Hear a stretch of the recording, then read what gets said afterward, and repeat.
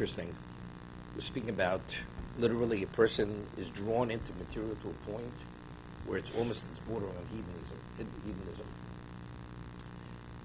And like he concluded the second paragraph, they develop this world at the expense of their minds. The more the world is developed, the more their minds are wasted, until finally they consider the evil way of the world good, the crooked way straight. They even make it the rule and ideal. Right? That's where we left off. Vayrishu also ha'ovos b'neim, and the parents, they bequeath these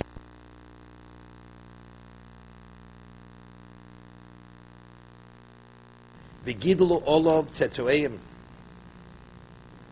and they raise their offspring, their progeny, based on these values, v'tzivu bo hamonam, and they command this to the masses, v'skanu olav sareyan,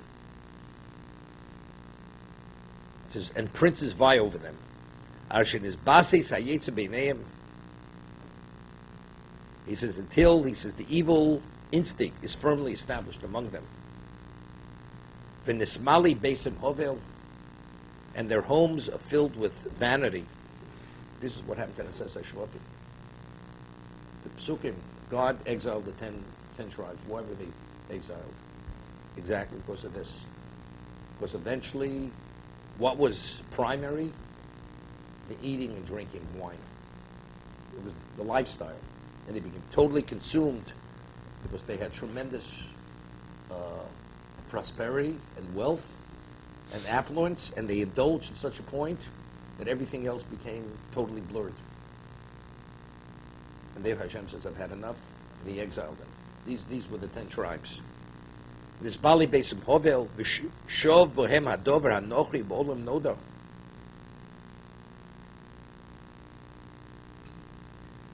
Ba'derach Hanochoni Nochrio. He says, what at one time was considered alien became accepted, and what was proper became alien, strange. V'masbik mimosorov kitza b'chovosov.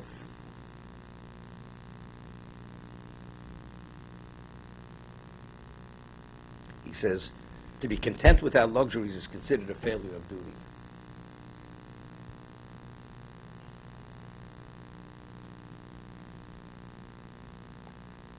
Remember, like sitting at the table, a certain person who's come to a share every day. He's an older man, and he had 2 sons, not observant. He himself wasn't observant, but he prided himself. Children, they were involved with raising money for Hollywood, but whatever. They weren't married. They were already in their 40s, maybe close to 50. They went to Phillips Academy and went, this and that. What did they have to show? Their lives as Jews. They didn't have families. They had wealth. They had it, and fame. They had nothing. And then when they would have bar mitzvahs, they would have a shul bulletin, and they would write about the bar mitzvah boy. And this is something to pride yourself. What do you think you write about? It's a bar mitzvah. Cricket, rowing, whatever it is. This is an Orthodox shul. And where does he go to? Which boarding school he's going to, and this and that. This is what you write. This is within the context of an Orthodox shul. An Orthodox shul bulletin. So what is this? This is exactly what we're talking about over here. You're missing the point. You don't want to discuss, don't discuss it. But to pride yourself, this is the bar mitzvah boy.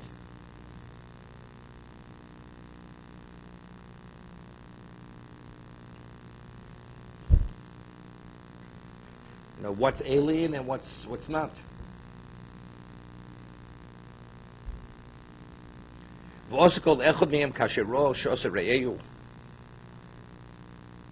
Each one does what he sees his neighbor doing.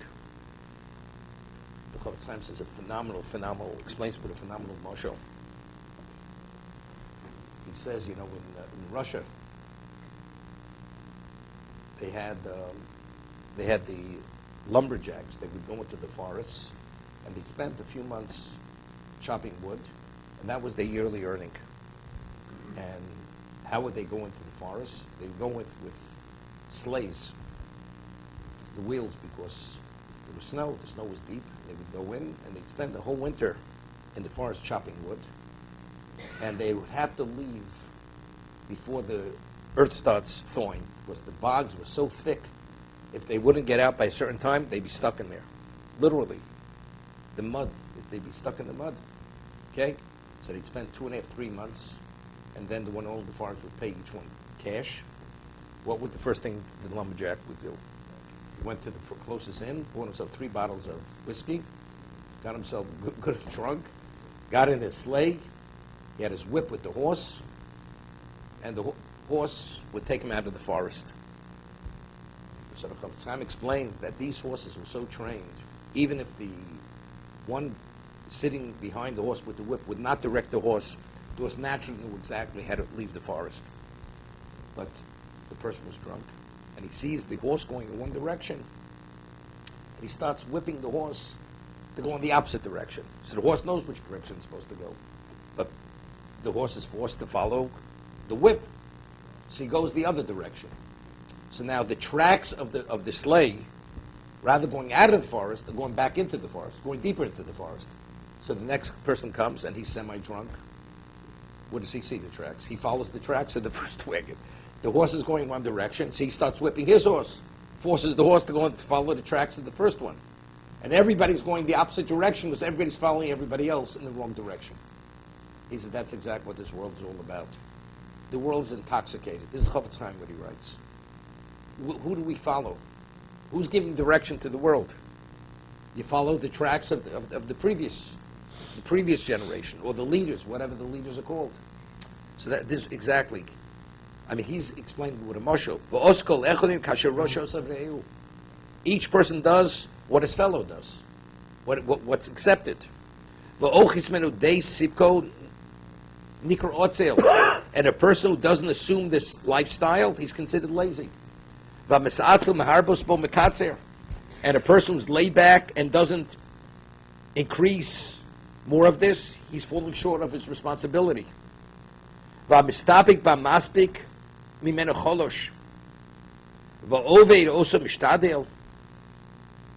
a person who pursues this, he's considered taking the initiative. And they're considered, he's considered industrious. I once said, Shlomo Melech was the Chacham Mikol Adam. So whatever he says is evidently profound. Because, he writes, there's a time to laugh and there's a time to cry. Right?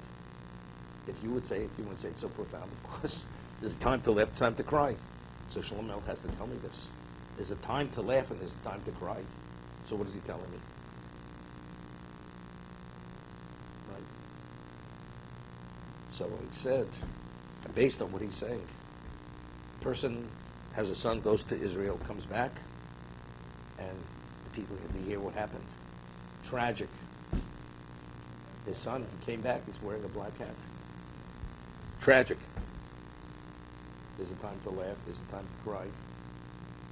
Person comes, his son is engaged, God forbid, to a non-Jewish girl. It happens. It happens. You should be crying. This is tragedy. There's a time to laugh, there's a time to cry. The one who falls short of the values of the generation, he's considered lazy, not industrious. But a person who pursues his tail, this man is truly, this is what it's all about. To be continued.